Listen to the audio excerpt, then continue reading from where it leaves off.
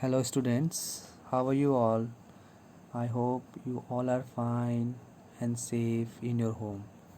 So I'm back after a long gap with my new chapters from Sanchan Bhag 1 from your supplementary book.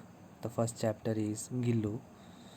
So इस part को आज हम लोग discuss करेंगे और ये जो पार्ट है इस पार्ट के जो लेखिका है वो महादेवी वर्मा जी है, जिन्होंने एक इंसान और एक प्राणी के बीच में मतलब एक जानवर के बीच में एक घनिष्ठ प्रेम को दर्शाया है, जिसे अपने घर के आंगन में खिल रहे पीली फूल की कली के खिलते ही देखकर उसे उस गिल्लू की याद आ जाती है।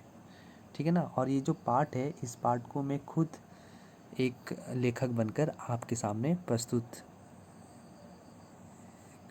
करने जा रहा हूँ। ठीक है। किसी को भी अगर किसी तरह का भी कोई डाउट है, कुछ पूछना है तो कृपया करके पूछना। अपने डाउट्स को अपने मन में बनाकर मत रखना। तो चलिए हम स्टार्ट करते हैं। तो महादेवी वर्मा को अपने आंगन में खिल रहे एक पीली फूल को देखकर गिल्लू की याद आ जाती है। क्यों याद आती है? क्योंकि उस गिल्लू को उसने उसी फूल के जड़ के नीचे में क्या है, गाड़ा हुआ है। ठीक है। जिसके बारे में हम लोग आखिरी में हमें पता चलेगा। ठीक है। तो सोन जूही को देखकर लेखिका की स्मृति ताज़ा हो जाती है, मतलब याद ताज़ा हो जाती है और उसे सोन जूही की पीली कली के रूप में गिल्लू याद हो आता है। मतलब जो पीली फूल खिली है उसको उसको लगता है कि वो गिल्लू ही है। ठीक है ना। गिल्लू एक नन्हा गिलहरी का बच्चा था। ठीक है।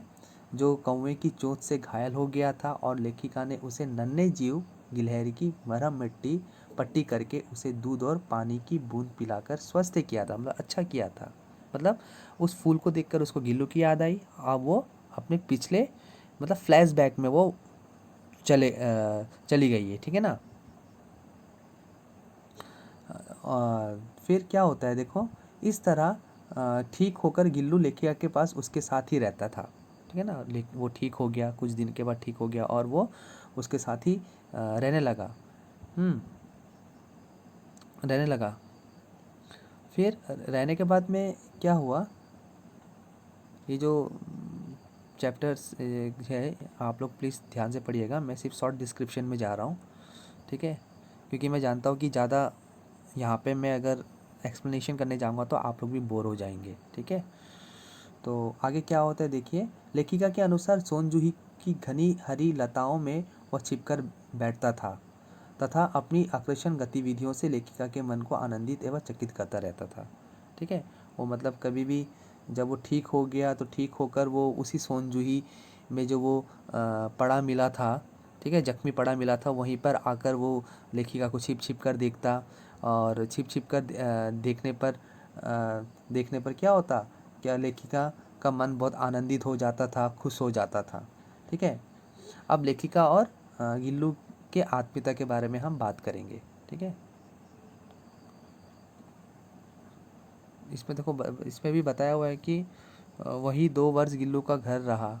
ठीक है। वह स्वयं हिलाकर अपने घर में झूलता और अपने कांच के मन की आंखों से कमरे के भीतर और खिड़की से बाहर ना जाने क्या देखता रहता समझता था, परंतु उसकी समझदारी और कार्यकलाप पर उसका आश्चर्य होता था। ये बाद में पता चलेगा। मतलब वो जब ठीक हो गया, ठीक होने के बाद में लेखिका तो चली जाती थी उसे बंद करके, तो वो अपने खिड़की के जाली से ही मतलब जाता नहीं क्या झाँक झाँक कर देखता था, किसे देखता था। ठीक है ना। देखता था उसके मतलब काम को देखकर लेखिका भी क्या हो जाती थी, चकित हो जाती थी। लेखिका ने फूल रखने की एक हल्की डालिया में रुई भिजाकर उसे तार से खिड़की पर लटका दिया। ठीक है ना। हल्की डालिया डालिया में रुई बिछाकर, नॉट भिजाकर, सॉरी, बिछाकर उसे तार से खिड़की पर लटका दिया, क्योंकि उसे पता चला कि उसे मतलब वो भी मतलब उस घर में अब रहने लगा था और लेखिका को भी उसके लिए एक घर चाहिए था, तो उसने उसी को वहाँ पे लटका दिया। 2 वर्ष तक वही गिल्लू का घर था, ठीक है, गिल्लू का घर था। गिल्लू उस झूले को स्वयं ही हिलाता था।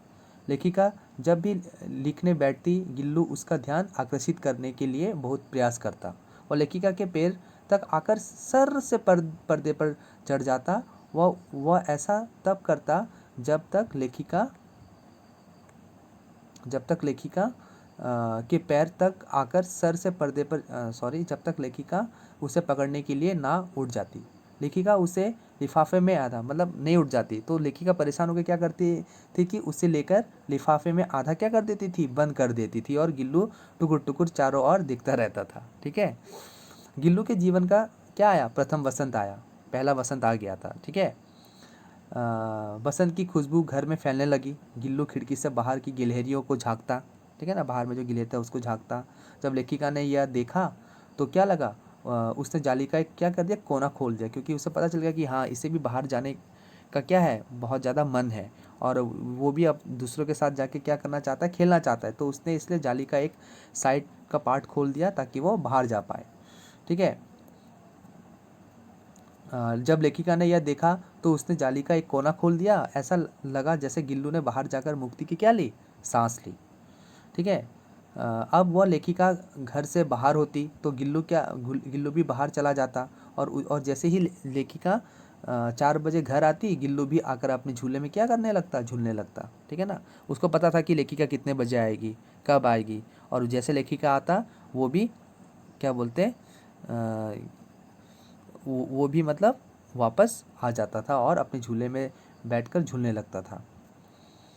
इसी तरह लेखिका का लगाव उसके प्रति क्या होने लगा, बढ़ता चला गया। देखो एक बात है, बोलते ना कि अगर हम किसी जानवर के प्रति अगर हम अपने प्रेम को दर्शाएंगे तो वो जानवर भी हमसे क्या करना है, हमारे उस जानवर का भी हमसे लगाव हो जाएगा। ठीक है ना, तो उसी तरह से लेखिका और उस गिलहरी के बीच में क्या हो चुका था, क्या बोलते हैं, बहुत ज़्यादा मतलब घनिष्ठ लगाव हो चुका था उन दोनों के बीच में। फिर क्या होता है देखो, उस अवश्य कागज पत्रों के कारण मतलब ज़्यादातर लेखिका को बाहर रहना पड़ता था, इसलिए उसने वो जाली क्या कर दिया था, खोल दिया था।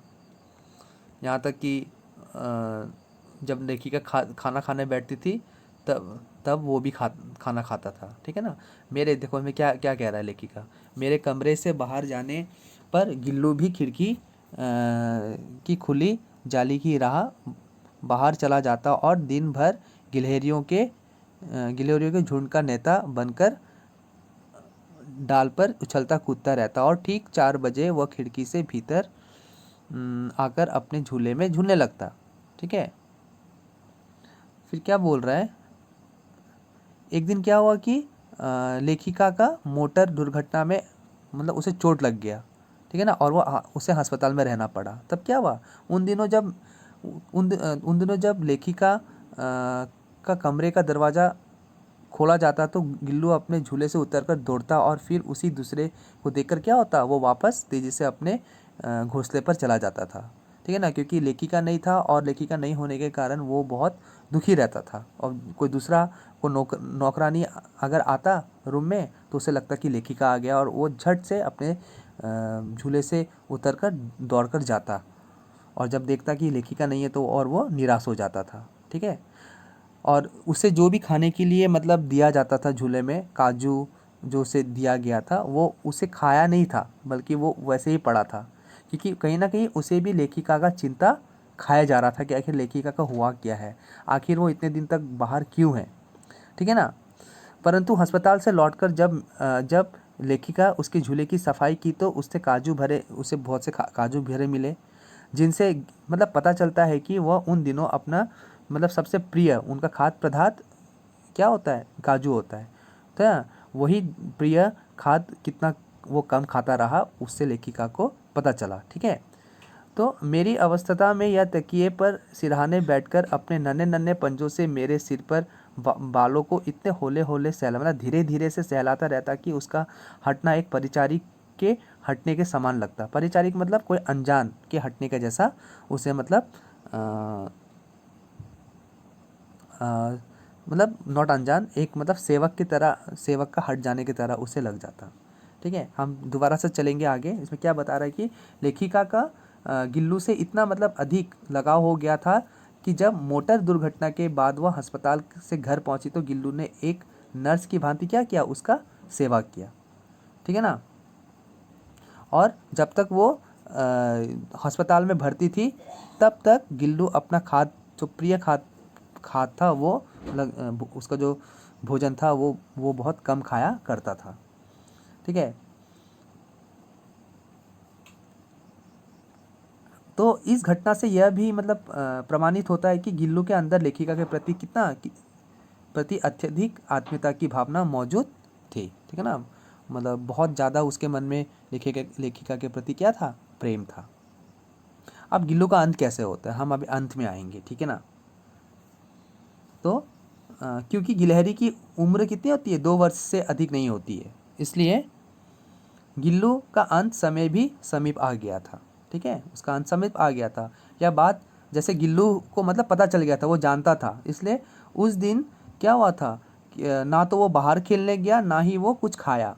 हाँ, बस ठंडे पंजों से लेखिका की वही उंगली पकड़कर चिपका रहा, क्योंकि जैसे मानो उसको पता चल गया हो, इसलिए वो अब मतलब लेखिका का उंगली पकड़ के लेखिका से वो चिपका हुआ था, जो उसने अपने बचपन में घायल होने पर पकड़ी थी। जब वो घायल हुआ था, जिस तरह से उसने लेखिका का उंगली पकड़ा था, उसी तरह से वो आखिरी समय में भी उसके उंगली को पकड़ के उससे चिपका बैठा हुआ था। ठीक है ना।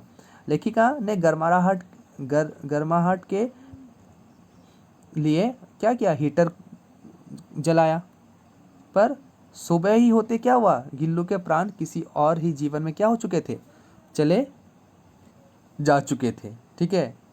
लेखिका ने सोनजूही के ही पास क्या किया, गिल्लू की समाधि बना दी। उस सोनजूही का जो पेड़ था उसके सामने उसका समाधि बना दिया, और इसे देख उसकी स्मृति सदैव क्या हो जाती थी, तरोताज़ा ताज़ा हो जाती थी कि हाँ, कोई गिल्लू नाम का प्राणी मेरे साथ में रहा करता था। ठीक है ना, याद आ जाता था उसे गिल्लू का। और साथ ही यह विश्वास भी शायद जो सोनजूही का या पीला फूल ही उसका क्या था, गिल्लू हो। वो मतलब सोचता था कि शायद ये पीला फूल ही मेरा कौन है, गिल्लू है। तो ये पार्ट बहुत ही ज़्यादा इजी है। इस पार्ट को पढ़ के आप लोग क्वेश्चन आंसर को कर सकते हो। अगर किसी को किसी तरह का डाउट है क्वेश्चंस को लेके, किसी चीज़ को भी लेके, वो प्लीज़ पूछे।